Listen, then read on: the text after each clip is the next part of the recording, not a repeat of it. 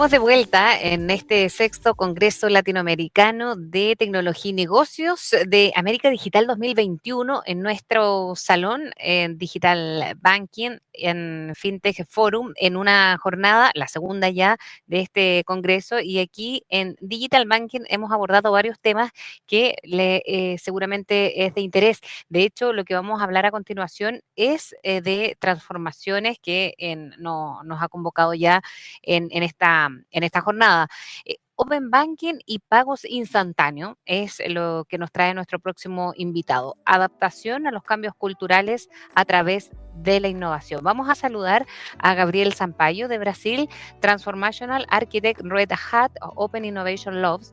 Él colabora a través del diseño de las mejores soluciones para revoluciones culturales y que suceden y ayudan a construir el día a día, construir arquitecturas evolutivas, por una parte, para la transformación e innovación digital. Él en su rutina diaria lidera técnicamente proyectos de diferentes industrias a través de la búsqueda del conocimiento de las necesidades del usuario, de la capacidad de entrega y viabilidad comercial para construir una plataforma donde los consumidores experimenten una experiencia personalizada, instantánea e integrada, ha dicho Gabriel Sampaio, que comienza a continuación su exposición. Gabriel, bienvenido. Hello there. My name is Gabriel. I'm an architect for Open Innovation Labs Latin America. And it's my pleasure to be here to talk about two major trending topics in the financial services industry nowadays. We are going to talk about real-time payments and open banking. And I would like to start our presentation talking about something that is revolving those topics. And I use that word on purpose because we have like this image right here that represents a generic thought that we use it to think. That was the thought that the customers were revolving business that were around the center of the universe and the center of the market, right? That was a very mindset that, you know, the business, they used it to be in the center, and they would be the ones like calling the opportunities to and the offers to their customers. Not anymore, right? Right now we have something that is called as customer centricity. And what is customer centricity? So customer centricity is the idea that the customer, the client, is the center of the universe. And that is really important because, you know, the idea is that you get your users' needs first. You know, you ask and you request information from your user, and then you start like to offer solutions to them. So it's the idea that, you know, I'm going to ask, I'm going to request, I'm going to study like behaviors and people so I can develop like solutions that fit their needs, right? And that's also a major trending topic right now in the FSI, because to any FSI company or you know, organization such as a bank, you need to represent that customer centricity in a way, or maybe in different ways. Right here we have like 5 values that could help you, you know, to build that relationship, you know, that can help you to represent, you know, the customer centricity in your organization. The first one is the data driven. So it's exactly what we said, like you're going to consume data, you know, from your customers, and maybe from new customers that you want to, you know, from known customers that you have, but from people, so you can understand their necessities, you can understand their needs, and then develop solutions, you know, to solve their problems. So you can leverage like big data, cloud technologies, or artificial intelligence to do that. The second one is that you're going to analyze that data to build something that we call as, you know, a customized journey to your customer. So, you know, you're going to build like personalized offers, personalized solutions to offer to your clients. And then that's exactly where we go to the third topic here. That's the ubiquitous, right? So you're going to leverage that data. You're going to leverage that personalized journey, you know, to build an experience that is going to maintain the high level of quality through different channels, through different communications, through different messages, through different people, through a different maybe services as well. So you need like to maintain, the message. You need to maintain the high level of quality through that journey, using, maybe like an omni-channel layer, but maintaining the ubiquitous pattern of the communication. And also you need to provide, services that are going to be available, that's going to be reliable, that's going to be stable 24/7, right? So it needs to be like real time, because necessities, they don't work on regular hours, right? You need to provide, a service that's going to be always available, that's going to be always present to your customer. And also you need to provide value continuously to your customer through agile methodologies. And that's where open banking and real-time payments, they come into the picture, right? Because they are just like two new technologies, two new platforms where you can represent all those five values. You can leverage like open banking APIs, to build a personalized journey, also to build like a ubiquitous omni-channel layer, and also to be data driven as well, because you can consume like from other APIs and maybe also exchange data through APIs as well. So you can monetize or build solutions around that. And real-time payments are also like another platform where you can develop not only those three values that we just said, but also the real-time experience, and also the agile experience as well, building, constructing other services and other offers to your customer.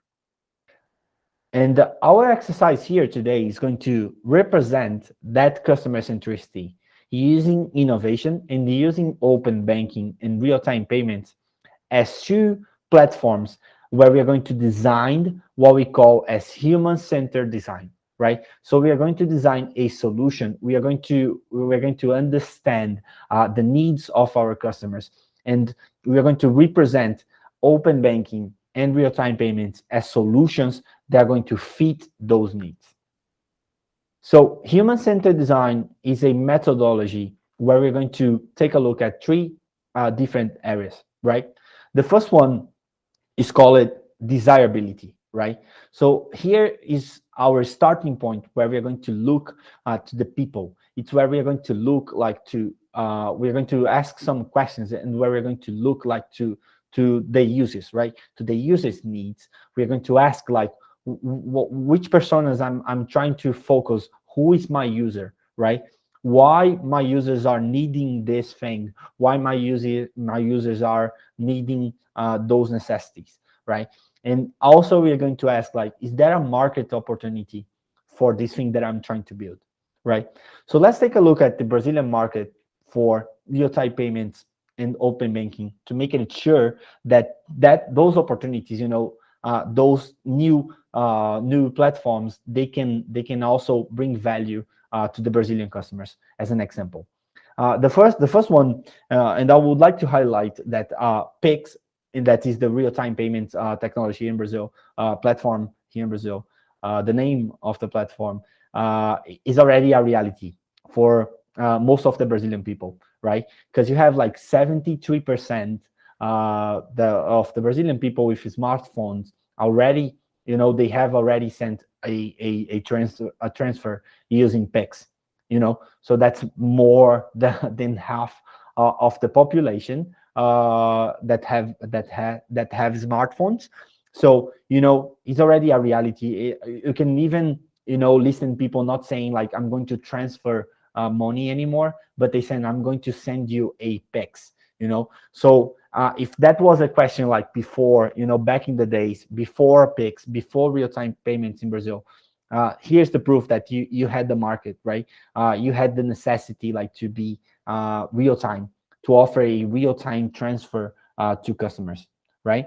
And also maybe this is it is something that we can relate with the open banking platform as well, because you have 64% of the users they are open, or financial users, they are open to share their data, as long as they receive like better, a better experience, a better solutions as well, right?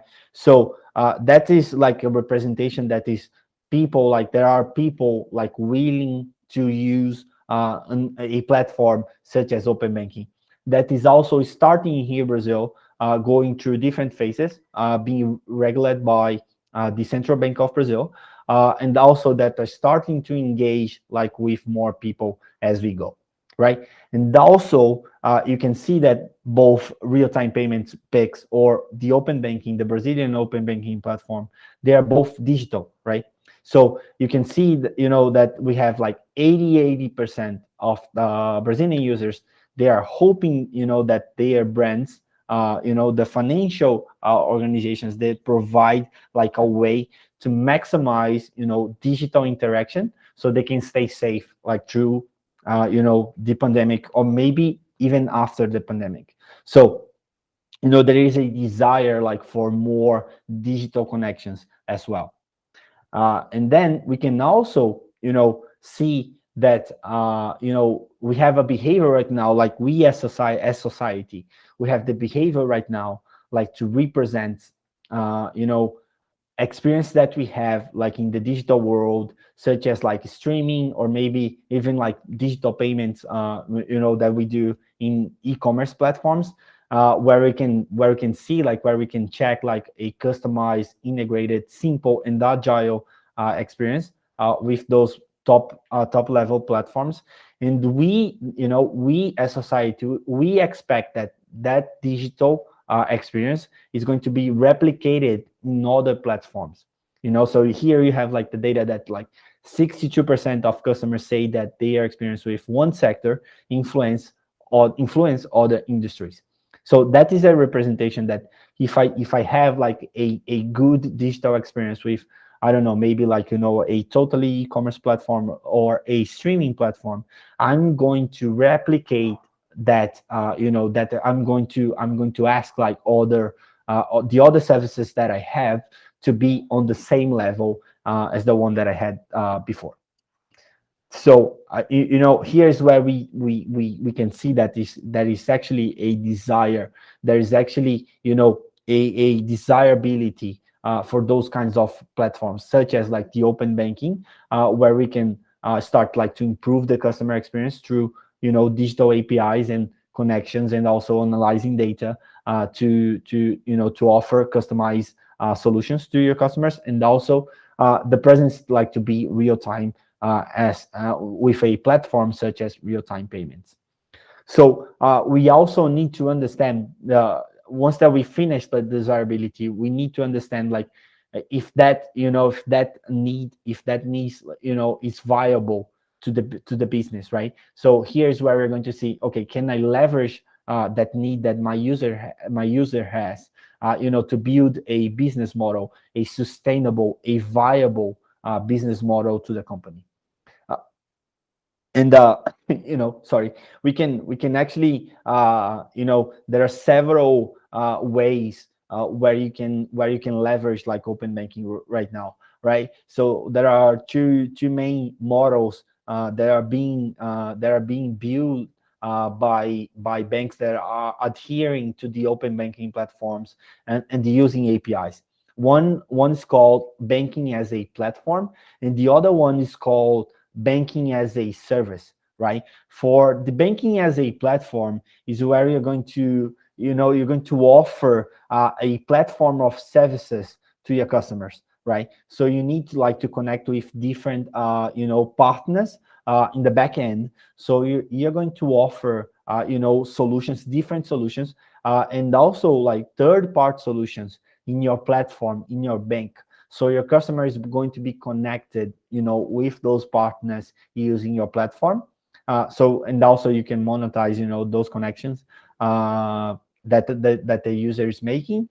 And the second one is called banking as a service, right? Is where you are going to like offer a variety of services through partners to your customers. So maybe, you can reach out like to different customers that are not even like on your on your site right now. So you can actually like leverage the partners users and the partners data to reach out to more people, right? So both they are they have like pros and cons.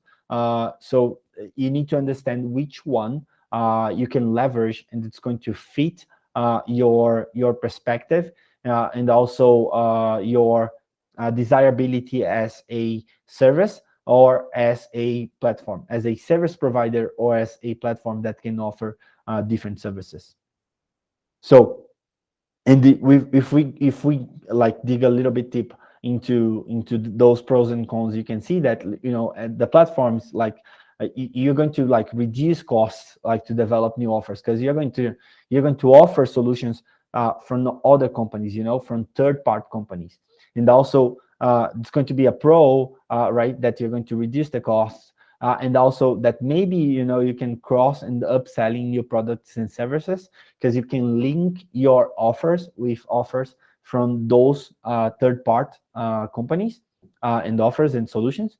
And if we go to the banking as a service, you can see that you expand the distribution channels and reach out like through access to new customers, also reducing the marketing costs for products and services as well, because then you only need to provide services to your partner, right? And then the partners are going to market your services to their customers, and also, as the first part said, you're going to expand you're going to expand the distribution channels of your platform, of your services, because you can reach like through different third-party partners.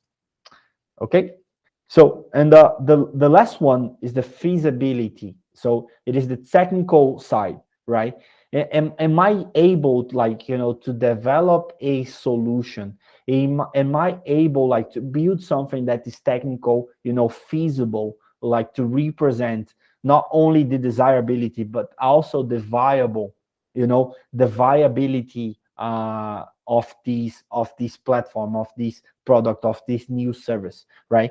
And also it is good like to ask, can I develop something that is better than the competitors, right? That's something that's going to shine in the market, that's going to be the top one or one of the top ones platforms in the market, right?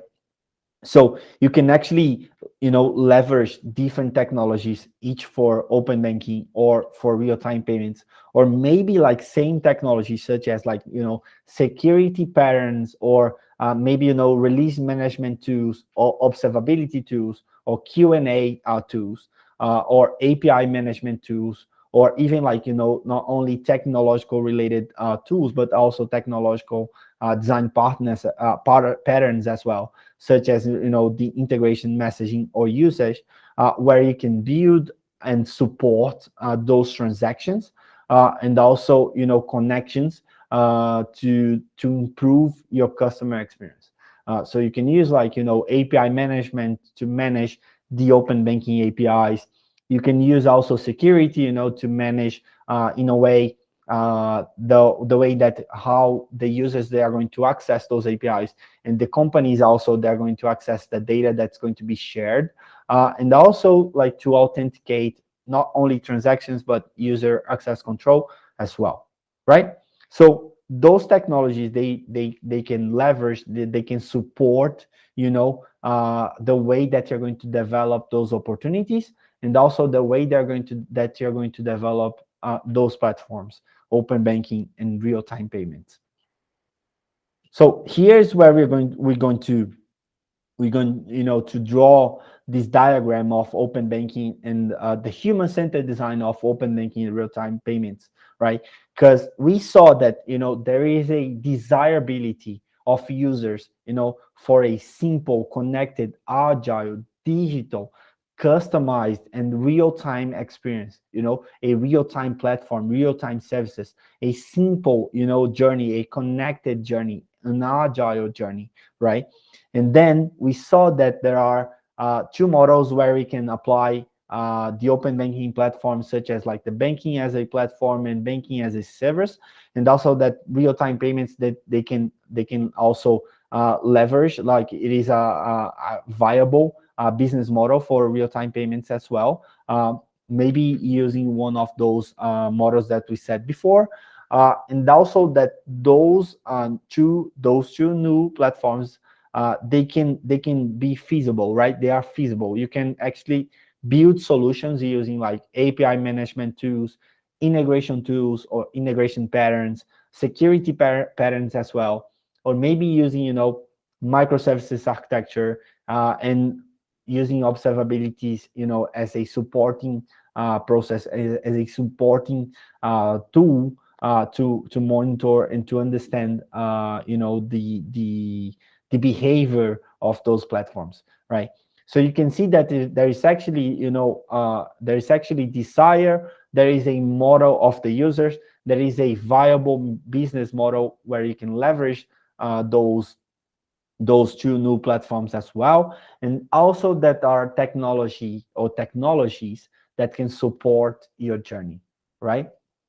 And here is where I'm going to suggest.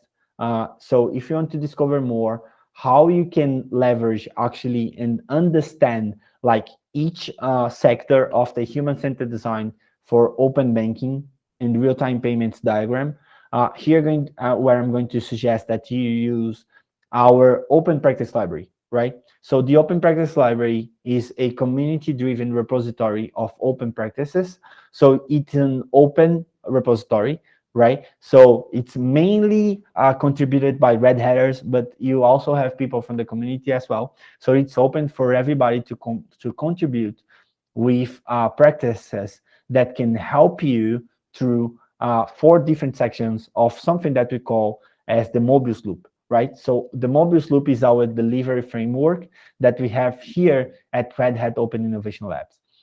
We usually start at the discovery section, and once that we have enough like to start to deliver, we go to the delivery section where we have like different practices as well. And then if we need to decide which one we need to follow, we go to the options pivot, that is the center part.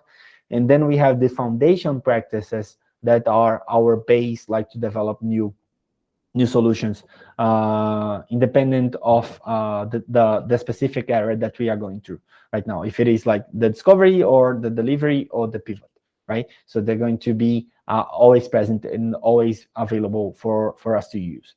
So I would like to suggest, like, if you need like to discover more about the desirability of your users, try to use a UI design workshop, right? So you can understand, you can draw some diagrams, you can draw some parallels, you can understand different personas, you can understand different needs of your customer. So that is a practice that you can use. So if you want to, just go to the Open Practice Library. There is a tutorial where you can see how to facilitate a UI design workshop.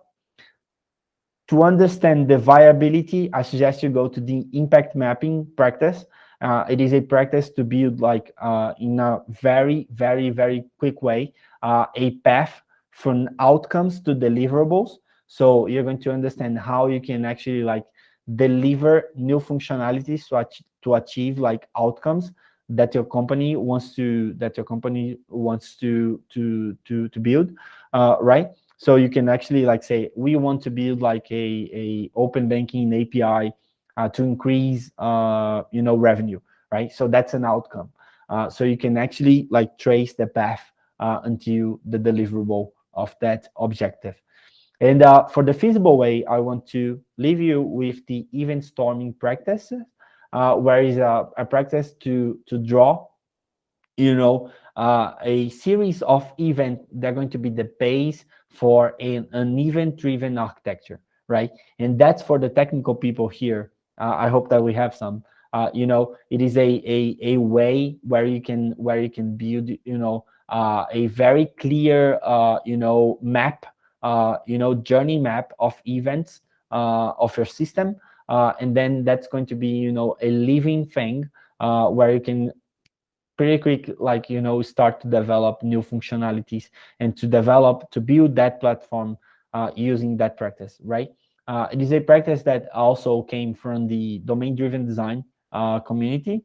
So it is a good practice to maintain the ubiquitous language of the platform, because you're going to make like things clear not only for IT people but also for business as well, because they also participate during that practice.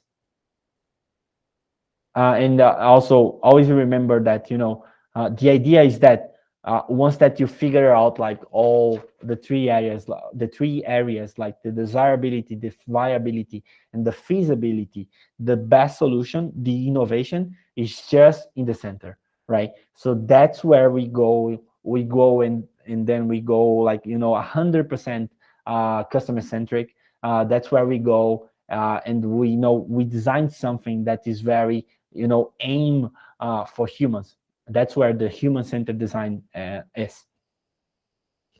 And maybe we always like to talk about the future, right? And the human-centered design is actually a way to understand that those things, they are more than just functionalities. In fact, they are a way to build like new experiences to your customers, to build new behaviors to your customers, and actually like to leverage those platforms in a way like to maintain the connection with your customers. And I just would like to drop, in a way, what we see is that the real-time payments and the open banking, they are evolving into something more than just like technological platforms. So here you have like an article that say that the Brazilian real-time payments, they can actually become in the future a digital identity, right? So that is being more than just a financial functionality, a financial feature, or just like a technological platform.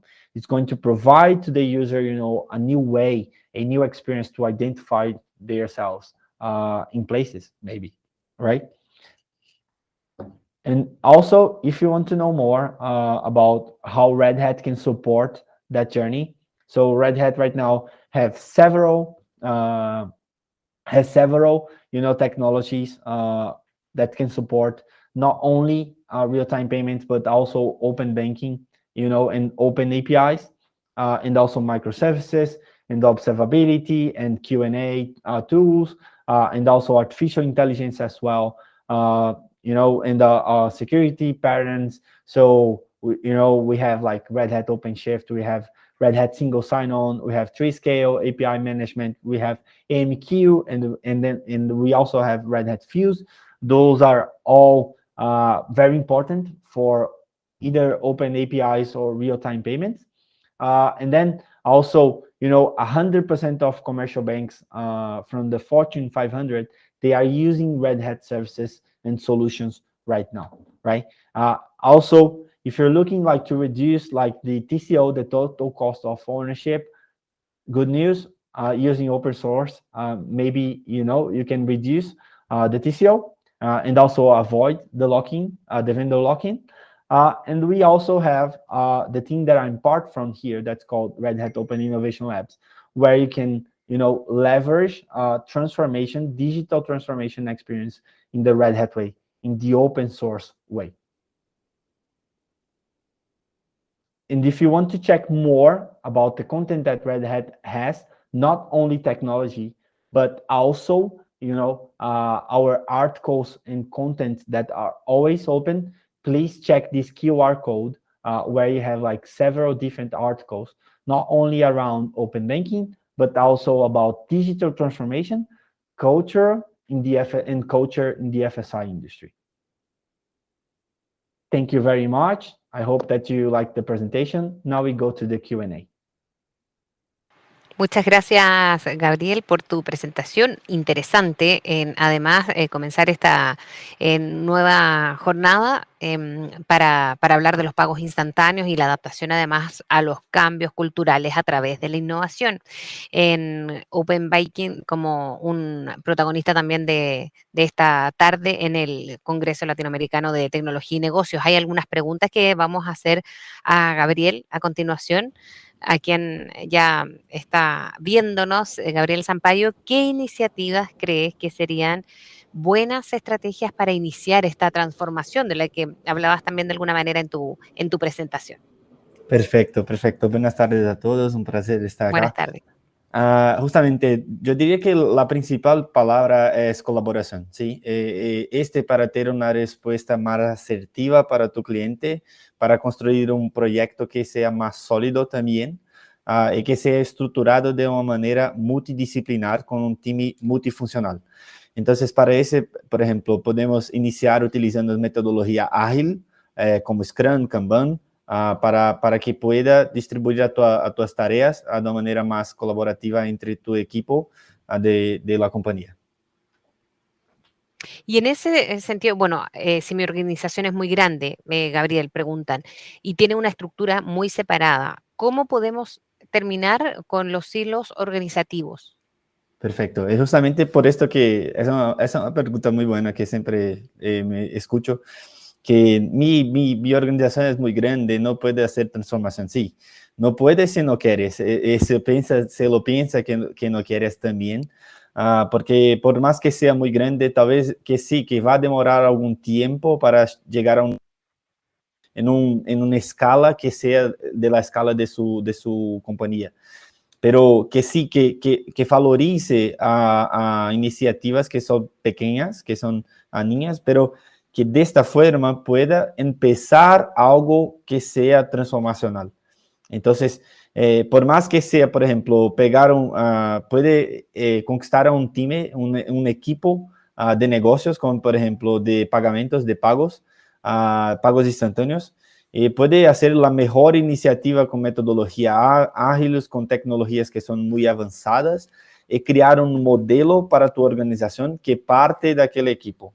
Entonces, o que siempre digo es que sí, la compañía tiene que tener una cierta paciencia, que tiene que tener un cierto preocupación también, pero que no desista de su transformación, porque las pequeñas victorias que acontecen durante el tiempo son muy importantes para que se construya, para que se sustente la transformación de toda organización en lo long road. Perfecto. Y ahora, en otra pregunta, ¿quiénes son los actores involucrados en esta transformación? Y por otro lado, ¿cómo demostrar su resultado a corto plazo? Perfecto, Frecia. Yo diría que son todos, sí. Este va de la camada más arriba de la compañía hasta la camada más baja. Todas las personas, muchas veces, hasta mismo la idea de que estas camadas de esas capas están separadas así como una jerarquía muy fuerte, no es correcta. Es mucho más un modelo colaborativo donde tú tienes una comunicación abierta entre las personas. Entonces, sí. Y muchas veces escucho eso también, que no se tiene soporte de la capa que está arriba, de los C-level directors o managers, pero que las personas que trabajan en lo día a día, los desarrolladores, quieren hacer una transformación. ¿Cómo que pasa eso?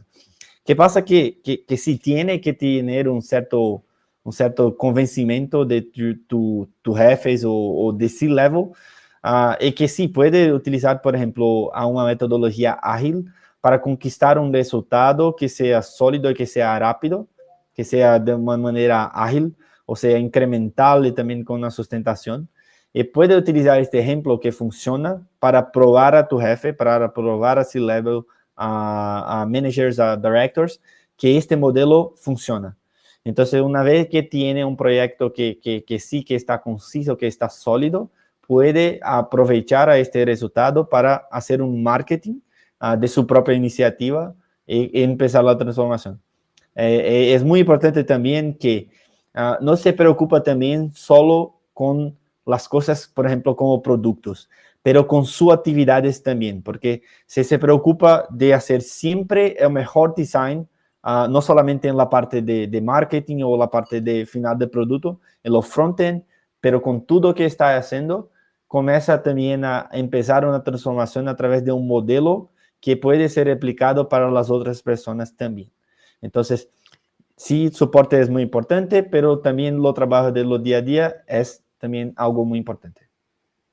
Y Gabriel, bueno, aquellos que nos están acompañando ahora, queremos decirles que hay una encuesta para que puedan buscarla ahí en nuestras plataformas de Red Hat para que compartan también con nosotros, pueden hacernos llegar algunas preguntas, consultas y interactuar de esta manera, porque en esta presentación, Gabriel, abordabas también en este panorama cambiante de la industria, pero que se ha hecho mucho más cambiante o bruscamente cambiante cuando ocurren hechos como el del año 2020, donde lo hemos hablado con nuestros otros invitados, se acelera muchísimo más involuntariamente quizás para la vida digital en distintas partes de América Latina, en el mundo en general, pero si nos enfocamos aquí en nuestra región. Perfecto, perfecto. Sí, Frecia. Como dice, lo cambia una cosa que, por ejemplo, con la pandemia se cambió todo. Probablemente de acá a 5 años iremos a tener una otra transformación. Quiera yo que no sea, Dios que no sea por causa de la pandemia, un otro motivo, pero siempre estamos evolucionando, siempre estamos cambiando para algo mejor. Y este se refleja en los comportamientos del usuario, de los clientes. Entonces, que es muy importante que pensamos nos adaptar, y por eso que es muy importante la colaboración de multifuncionalidad, porque está distribuyendo la responsabilidad entre personas, entonces cada vez más tiene un poder mejor de se adaptar a estas situaciones. Y eso cómo se ha transformado o ha acelerado en tiempo? Algunos hablan que tuvimos que avanzar 3 años, de acuerdo a lo que se De, tenía Ujú. estimado, pero la proyección se hizo mucho más rápida con la pandemia. ¿Es así en este sentido también? Sí, y siempre va a ser, por ejemplo, no solamente con la pandemia, pero por ejemplo, si tiene por ejemplo, una empresa muy fuerte en un sector específico, como por ejemplo FSI, que se empieza a distribuir un servicio de alta performance para su cliente. Los competidores, las otras empresas irán a tener que acompañar a este movimiento de alguna forma. Y que causa la aceleración de 3 años, 5 años. Por ejemplo, si pegamos la pandemia ahora, todas las empresas de lo día para noche tuvieron que se adaptar a una relación totalmente no física con su cliente. Entonces, por ejemplo, ya estaba a se pasar, sí, ya estaba a se pasar con una sociedad que es más reclusa en casa, que pasa más tiempo en casa, procura más lo digital como conexión con las empresas. Entonces, ahora aceleramos por causa de la pandemia, pero también presta atención a movimientos que sus competidores hacen, porque si no irá a ficar para atrás y tendrá que avanzar así muy rápido también con esas situaciones. Exacto. Me imagino que enfocas, Gabriel, aquí no solamente por la pandemia, también lo que titulaba en tu presentación, que era a los cambios culturales, y esos están en permanente cambio y cada vez parece ser o más exigente y que avanza más rápido. Perfecto, perfecto. Yo siempre creo que es algo muy simple, como por ejemplo, la compañía es un reflejo de la sociedad. Entonces la sociedad está cambiando y siempre está culturalmente cambiando por causa de todas las cosas que se pasan en el mundo. Tiene que atender a, por ejemplo, a este nuevo comportamientos, estos nuevos clientes, nuevas personas, tipos de personas, de una otra forma. Es justamente este cambio cultural que tiene que representar en su compañía, porque de esta forma puede ser más asertivo, puede responder a tu cliente de una forma más ágil. Y en estos cambios culturales van de la mano, Gabriel, ¿crees tú con clientes más exigentes. Lo pregunto porque las nuevas Uhum. generaciones con estos cambios culturales y la transformación digital se van exigiendo rapidez, transparencia, ciberseguridad y muchos otros temas que vienen incorporados, pero con una exigencia mayor. ¿Es así? Perfecto, perfecto, Frecia. Esto porque, por ejemplo, si yo tengo una experiencia digital con un servicio, por ejemplo, de streaming, que tiene todas estas características que tú acabas de decir, como por ejemplo, real time, que tiene algo personalizado para una persona que, por ejemplo, cuando tú adentras en la plataforma, tiene una página que es especial solamente para tú. Entonces, ahora se empieza en tú mismo a crear un deseo que tú tenga la misma experiencia en los otros servicios. Este es algo que tú vas a tentar replicar en las otras experiencias, no solamente digital, pero física también, porque tú se sientes bien con la plataforma que tiene los servicios de excelencia muy grande. Entonces, ¿qué pasa? Es que las otras industrias tienen que empezar a replicar este comportamiento, un comportamiento de adherir a necesidad de su cliente de una manera más asertiva, más rápida, más ágil, a través de estas herramientas, como por ejemplo para FSI, puede utilizar tanto Open Banking quanto Real-Time Payments. Pero, como tú dices, lo empezamos con la cultura que determina estas funcionalidades tecnológicas de ser tan importantes. ¿Y estábamos preparados? Yo creo que sí, así, ya estamos, tal vez no estamos tan preparados para la velocidad que hoy es muy importante, pero con toda certeza estábamos en el camino, principalmente FSI, ya estábamos empezando a entender pero como te dice, de los días para la noche, todos empezaron a trabajar de home office, el cliente ahora solamente conseguiría conectar digitalmente, entonces la velocidad fue muy grande. Hasta va a continuar así, porque ahora todavía somos una otra sociedad, no somos la misma de 2019, de antes de la pandemia. Entonces, lo cambio, como dice, estamos preparados, nem siempre vamos a estar. Estábamos, pero ya sabíamos, ya estamos preparados de que lo cambio siempre acontece. Claro, es muy, muy interesante, Gabriel Sampaio, lo que tú estableces ahí y se van abriendo también otros desafíos, ¿no? Y lo hemos estado también conversando a propósito de eso, pero muy interesante este punto de vista y esta mirada que nos hacía nuestro invitado y recordar que hay una encuesta para que también se hagan parte de esta primera conferencia de la tarde, ¿no? Gabriel, muchísimas gracias, te mandamos un abrazo, mucha suerte. Gracias, Grecia. Buenas tardes.